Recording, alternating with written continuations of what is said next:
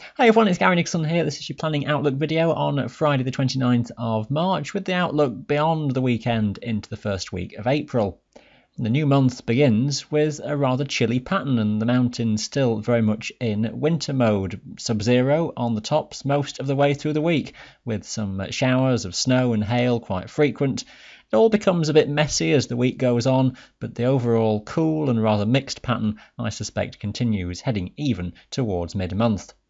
So if you're looking for some genuinely warm spring weather, I don't think there's much to offer over the next week or so, but if you like the mountains more in winter condition, a bit more time to make the most of that yet. These are your temperatures at 850 millibars. Now that's going to be around or just above the highest Scottish top, say around 1350 metres or just slightly higher over these days ahead. And this weekend, for Saturday, freezing levels are around 700 to 900 metres in Scotland, still just above freezing, I suspect, across northern England and in Wales. A hard frost to come overnight into Sunday morning will see a slow rise of freezing level through the day to somewhere around 800, 900 metres or so across Scotland, the north of Scotland, a bit lower maybe, but the highest freezing levels maybe again just above the highest tops in Wales. Now for Monday, similar freezing levels around 700 to 900 metres, frost in valleys and glens first thing.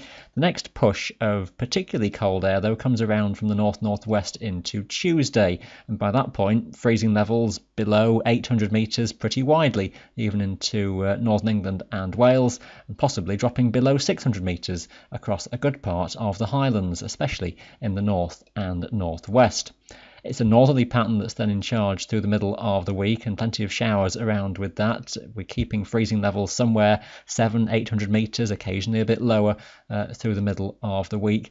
I think they'll tend to drift up a touch day by day through the latter part of the week, getting to around 900-1,000 metres, maybe a bit more than that. But the highest terrain very much staying sub-zero, so what snow falls will more or less stay in place, even heading towards the following weekend. A quick skip through the charts then for the next few days. Here's this Saturday, and a weak cold front is slipping slowly southwards. That's the first introduction of the colder air.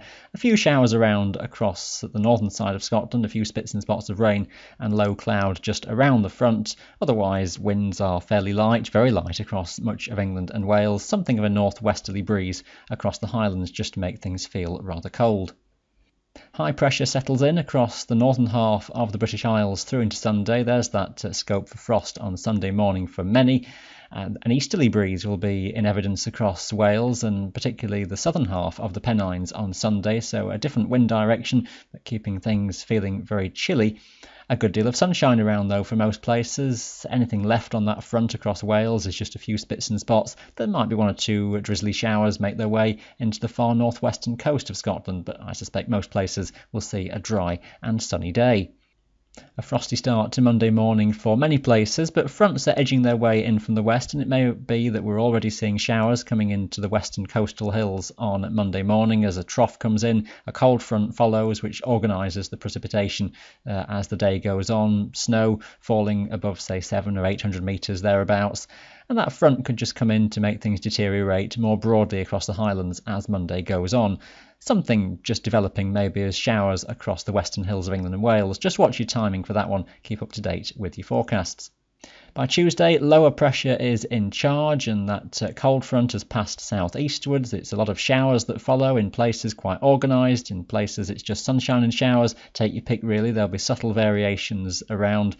But the showers that fall will be heavy bursts, classic April showers. There'll be some hail, some snow, rumble of thunder is very possible, and those building up increasingly inland as the day goes on. Bit of a complex looking chart into the middle of the week. Detail is a bit tricky. It depends just which of the areas of low pressure is the most potent, but it's centred somewhere to the east of us and it's drawing down that general northerly pattern. The scope for the most frequent snow showers would be toward the north-northeast of the Highlands, to the northern Cairngorms, but showers could well break out almost anywhere during the course of the day. So some sunshine 1 minute and then a heavy burst of hail, snow, thunder again the next is always going to be the possibility. Wind strength could nudge to gale force locally, just again depending what the shape of these lows will be. So that's the big picture in the middle of the week, and low pressure is out toward the east, and it all becomes quite messy then as we head towards the back end of the week. The general message is that low pressure is somewhere near to us. It may have several discrete centres. Generally, it's an idea of being cool and showery.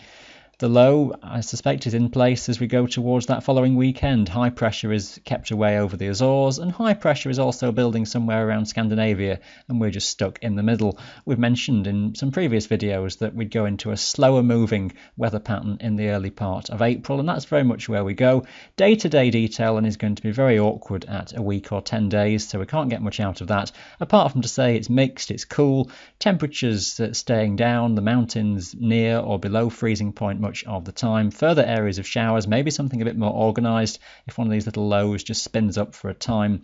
But there'll also be some places which get away with a good day or so of substantially dry weather.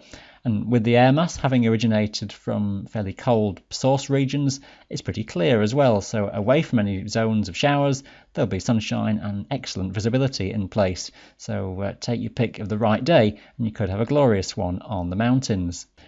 General trends into the middle or towards the middle part of April. The main signal is that high pressure will be somewhere around Scandinavia, low pressure likely towards the south or southwest of us, maybe something around Greenland too. So we're a bit stuck in the middle, but maybe the prevailing airflow direction trying to come round more as an east or a southeasterly if that high really does build strongly across Scandinavia. So we're not seeing the jet stream off the Atlantic as we have done in many recent weeks.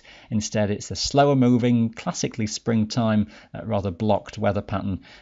Detail and evolution of the pattern beyond a week is very hard then to pin down. There's a few trends in there, though, that give us something to work with, and I think we can say that chilly, cool pattern is around for the next 10 days or so. Keep up to date with your very latest forecast, then updated daily on our website, and we'll update the video for you again on Tuesday. Thanks for watching. Bye for now.